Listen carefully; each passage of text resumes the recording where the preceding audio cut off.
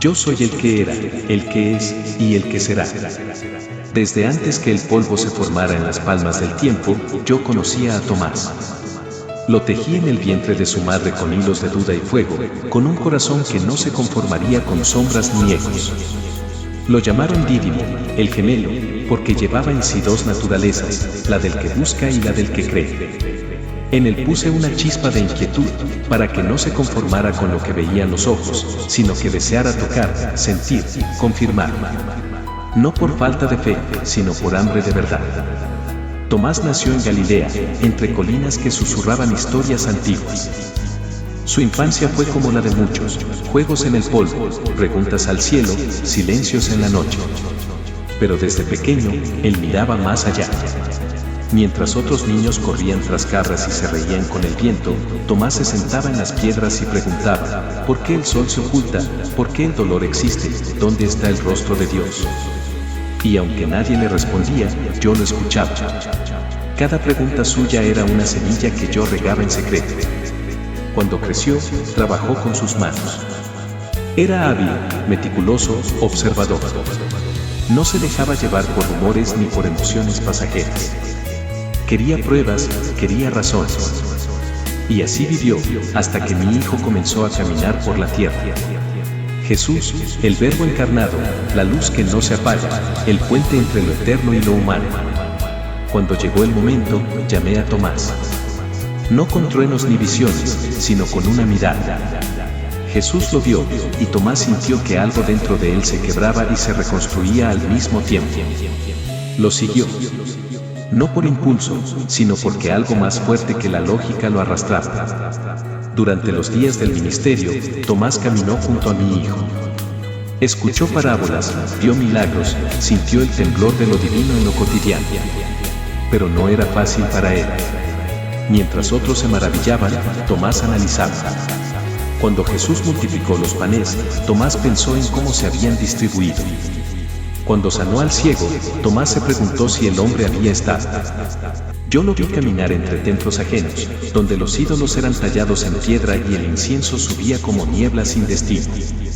Tomás, mi hijo inquieto, no se detuvo ante la diferencia. Aprendió lenguas que no eran suyas, escuchó mitos que no llevaban mi nombre, y sin embargo, en cada historia buscaba el eco de mi voz.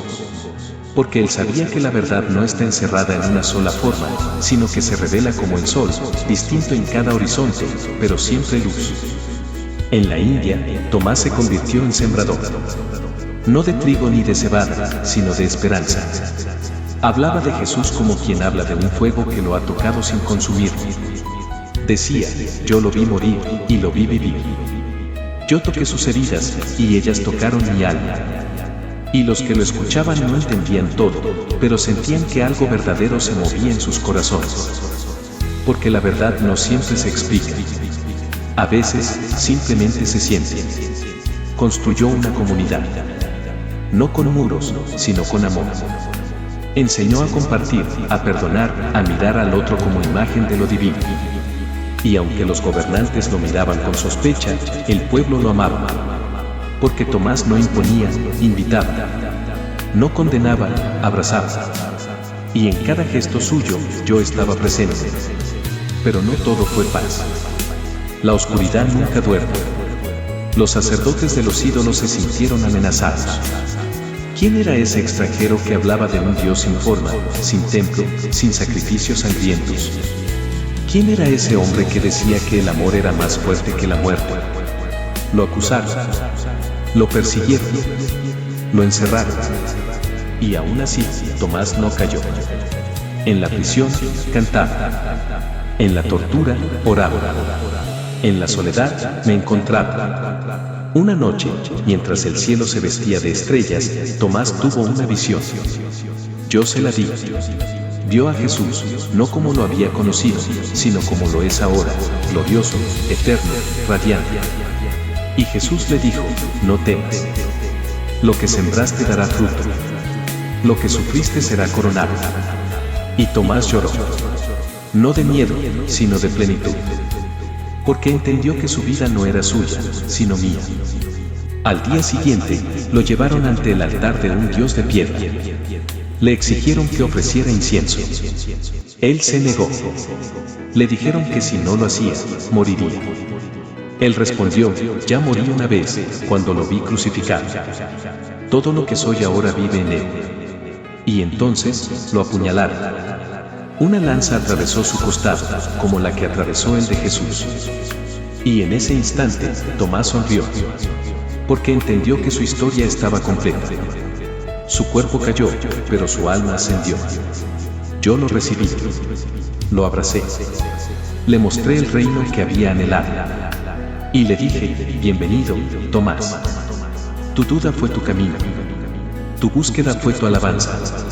Tu muerte fue tu nacimiento. Y él descansó. No en el olvido, sino en la gloria.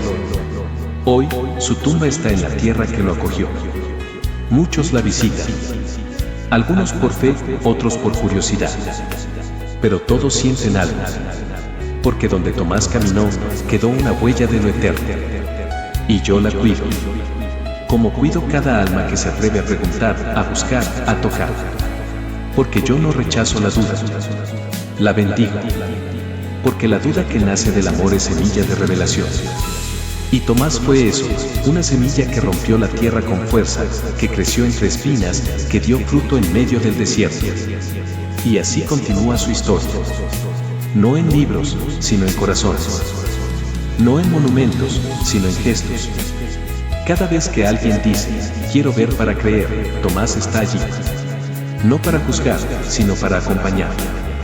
Porque él sabe que el camino de la fe no siempre es recto. A veces, es un laberinto. Pero al final, siempre lleva a mí. Yo soy el que habita en la eternidad, y desde mi trono he visto generaciones nacer y morir, imperios levantarse y caer, estrellas encenderse y apagarse. Pero hay almas que brillan más allá del tiempo, y Tomás es una de ellas. Su historia no terminó con su martirio. Porque cuando una vida se entrega por amor, su eco resuena en los siglos. Hoy, cuando alguien dice: no puedo creer sin pruebas, yo no me ofendo. Son palabras que Tomás también dijo. Y yo las convertí en adoración. Porque la fe no es una imposición. Es una respuesta. Y cada respuesta tiene su tiempo. En el cielo, Tomás no está en silencio. Él habla. Él canta. Él guía. Y cuando los nuevos llegados se acercan con preguntas, él sonríe. Porque sabe que cada pregunta es una puerta. Y detrás de cada puerta, estoy yo. Así termina su historia. No con un punto final, sino con una coma eterna. Porque mientras haya almas que busquen, Tomás vivirá. Mientras haya corazones que duden, él acompañará. Mientras haya amor, él cantará. Y yo, el Eterno, lo abrazo.